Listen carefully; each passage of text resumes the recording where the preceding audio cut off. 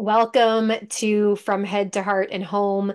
We're happy to have you here to listen on our conversation today. This is a channel created by women, empowering women to take intentional action in creating the life that they want, with your host, Carla Center, subconscious healer and relationship coach, and myself, Shanda Soretti, certified transformational coach. So today, Carla, we have something super fun and exciting, as per usual, that we want to share with you guys. And today we're talking about the portal of fear.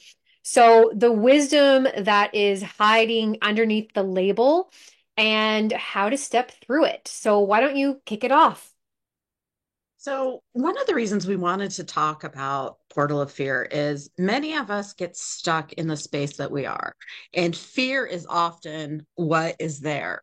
And if we stepped through the portal of fear into the unknown, into what we can create next, life can expand and we can grow so much more than we ever thought possible.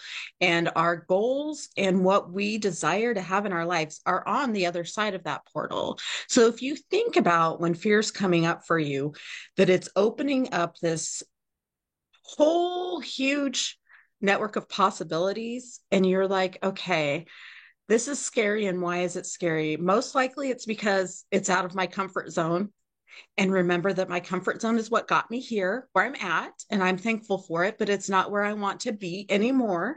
So if I Mm. step through this portal, things open up for me. I'm allowed to create so many more things than what I'm creating right now. And while it's had lots of great things up until this point, it's no longer fulfilling the things that I want in my life. And so if I step through that, I have so much more I can create. And the things Mm. that I'm dreaming about and imagining are just on the other side. Yeah, that's beautiful. I love what you were saying about the comfort zone because that is what fear typically does is it keeps us within that comfort zone so we don't step out and try new things and take risks, right? And so it's interesting because often when we experience fear, like you were saying, Carla, we get stuck and we see fear as a stop sign rather than a signpost.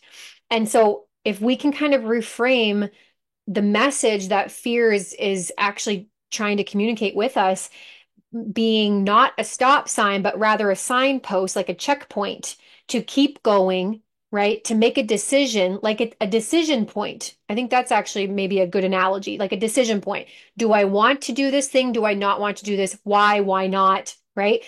And like you were saying as well, understanding that on the other side of that portal of fear is the opportunity for transformation, for growth. And it's where you gain access to pathways that weren't available to you before, right? You can't possibly have access or even fathom the opportunities and pathways that are on the other side until you're there. So you have to open that portal, open that door to gain that access to be able to branch out, so to speak, right? And something else that I like to share too often with clients is that fear to me is really just like a lack of understanding or a lack of knowledge. When we don't understand something, meaning we don't have enough information, maybe we don't know enough about it or have enough experience, then fear can tend to creep in, right? So educate yourself, do your research, ask people, right? Like kind of be proactive in what it is that you're looking for as opposed to kind of just riding the fear train and staying in the back seat. Right. And if we think about fear as something that, I mean, our fight or flight all started to keep us safe way back when. And if we think about the fact that life has changed dramatically since we needed that all the time, and yet we still keep the same things, right? So say you got burned by the stove at one point and then you're afraid to ever use the stove again. Okay, well then how are you supposed to feed yourself? You depend on everybody else, right? But you can try it again and be like, okay, well it didn't happen. It because something happened before does not mean it's going to happen again. Hmm. And we learn a lot of things, and the reason I bring that up is because maybe at some point in your childhood you spoke out and somebody embarrassed you or hurt your feelings or something like that. And so now you keep yourself small. And something you really want is going to require you to show up in front of people, to be seen. And then you step out of it and you're like, oh, I can't do that. I can't do that. And why? Because 5-year-old you got embarrassed by something that you did. And so you don't want to feel those feelings again. You have it tied to those feelings. But if you step through that fear, the things that you could do if you are just allow yourself to show up as who you are and no longer hide that light of yours behind the this is going to happen to me, so I can't do it. I'm Mm-hmm. too afraid to do it. And so for me, that's been my biggest thing was I had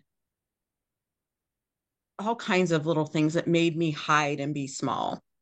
And so many of my clients I attract have the similar stuff, right?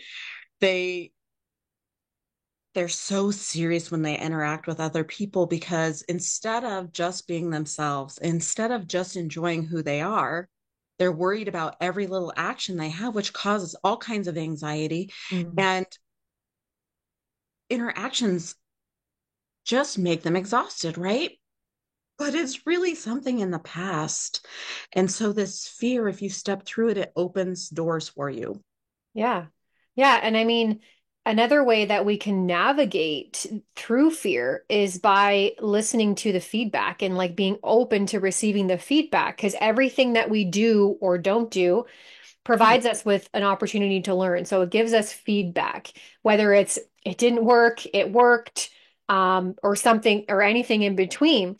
But being open to receiving the feedback is one way that we can like navigate, right? And I love what you were saying about kids, right? And how we touch the stove and now we know not to touch the stove. So there's definitely a time and a place for fear, Mhm. but because our brain, sorry, our brain can't differentiate between real fear and like perceived fear, our body still reacts the same. So we still take Right. action, right, from that fear, from that place of fear. So we have a lot of like, sorry, we have a lot of um like I want to say like false fear. Just a second, I just need a drink.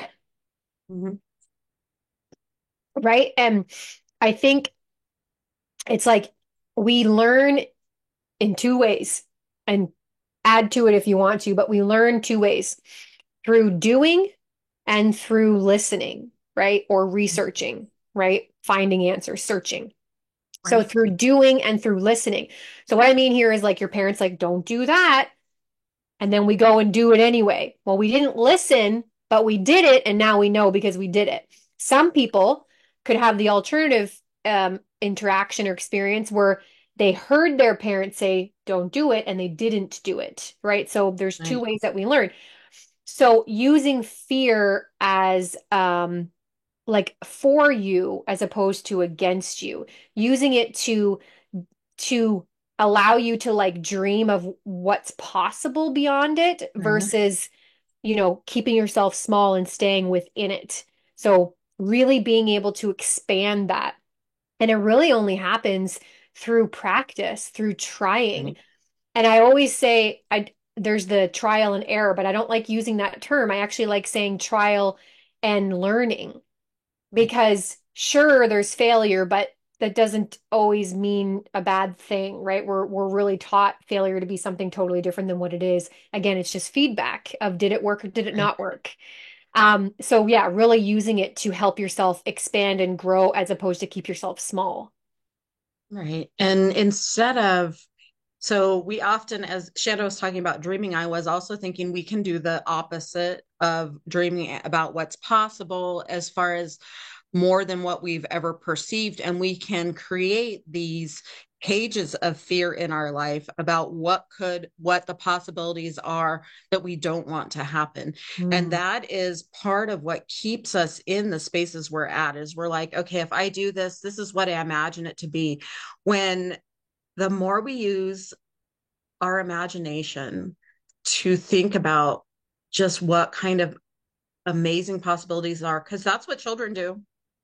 Kids think about like we get to where we're like, don't don't imagine stuff. We're supposed to be so serious, and we lose that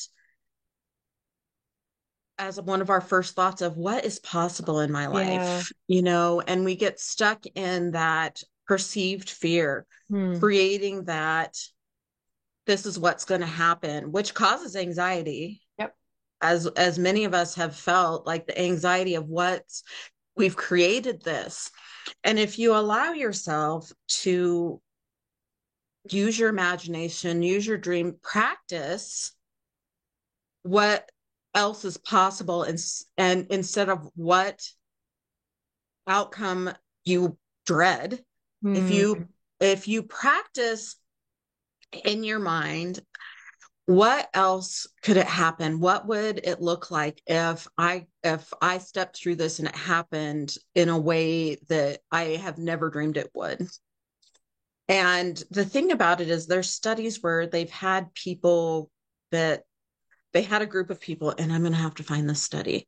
One group of people went to the gym and the other ones visualized them going to the gym. And guess what? They both had the same outcome. Hmm.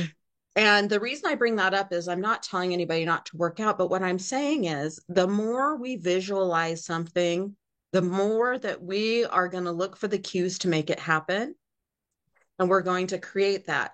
So if we continue to turn the fear into a cage, into something we can't do, every time we step through it, we're heading in that direction, right? We're like, ooh, see, proof that's going to happen, proof that's going to happen. But if you're Hmm. like, okay, you know what? I'm going to imagine what it would be like on the other side of this, something different than I ever imagined before. I'm going to imagine something different. And I'm going to keep practicing that. And you're going to find cues in your life, different information come to you, and you're like, wow, this really could be possible. Yeah.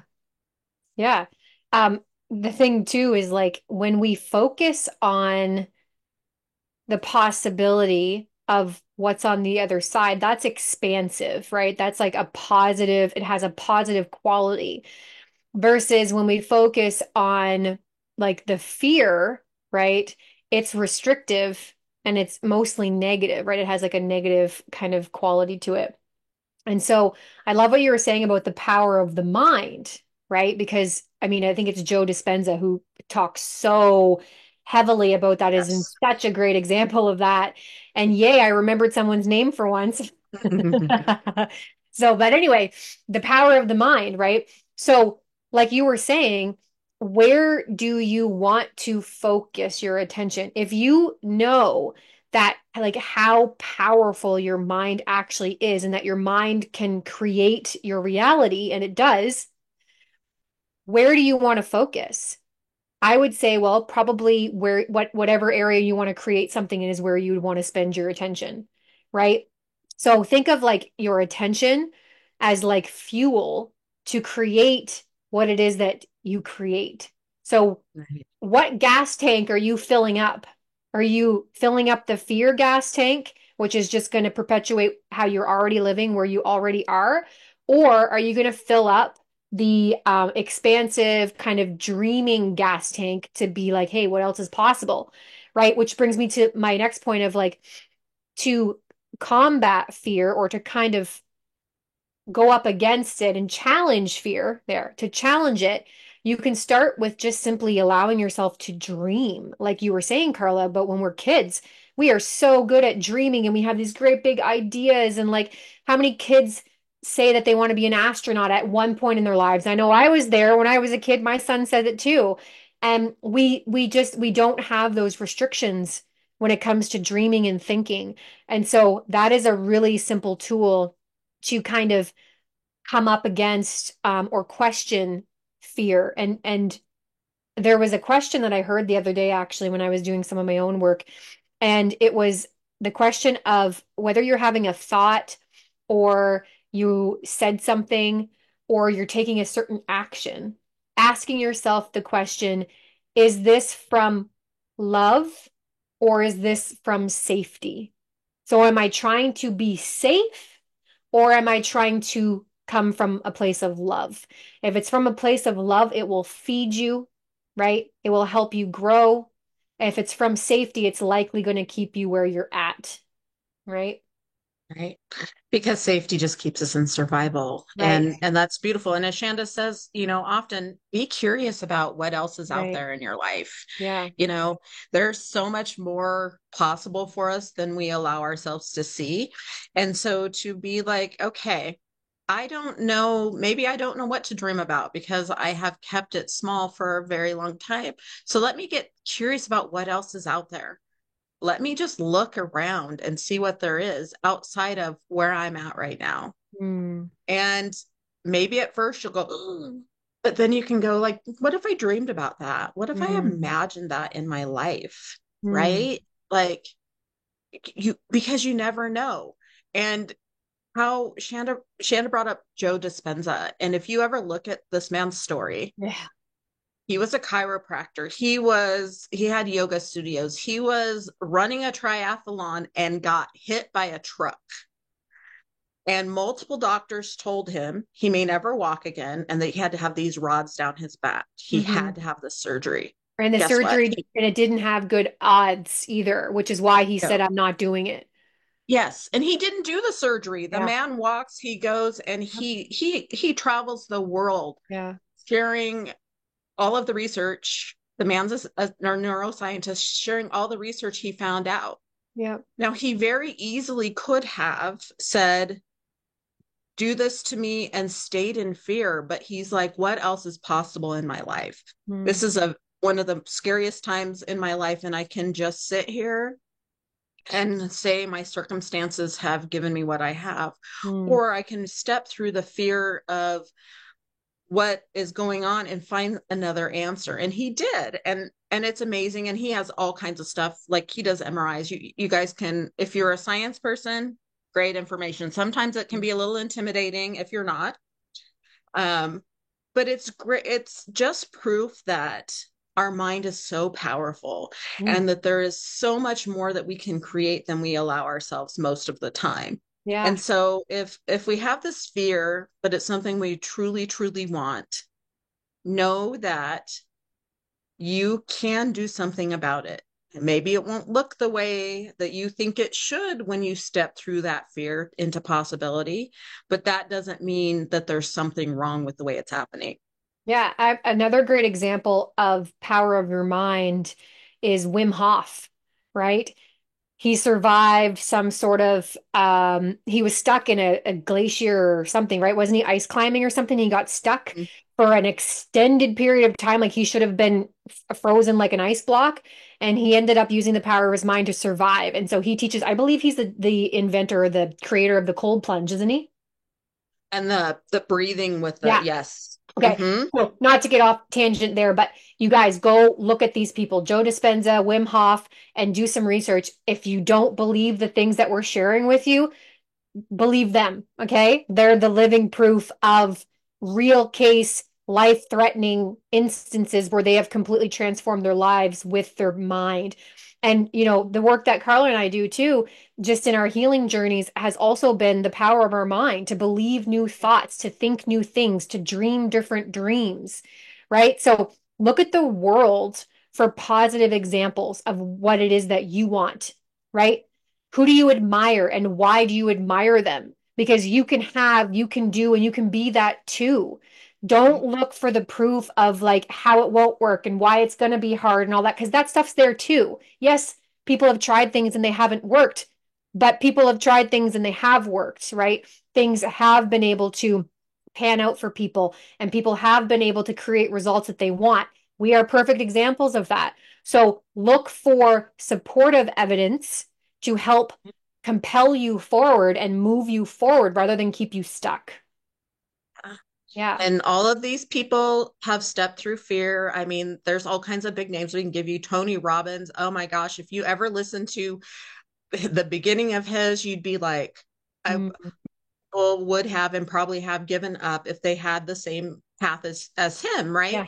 Yeah. And so the reason we bring these up is so that you can have this proof because we are meaning making machines. Mm, So if we want to believe that we can't do it, we automatically can find all these reasons to prove that we can't. But if we go looking out for the reasons we can find example after example. And the reason we brought up other people is Shanda and I can share our experience. We have tons of experience about where we were and where we could be. Like I can't tell you how many people told me when I got pregnant my senior year in high school, I was never going anywhere and my life was over. And luckily, I'm somebody that hates to be told I can't do something. And so I did it anyway.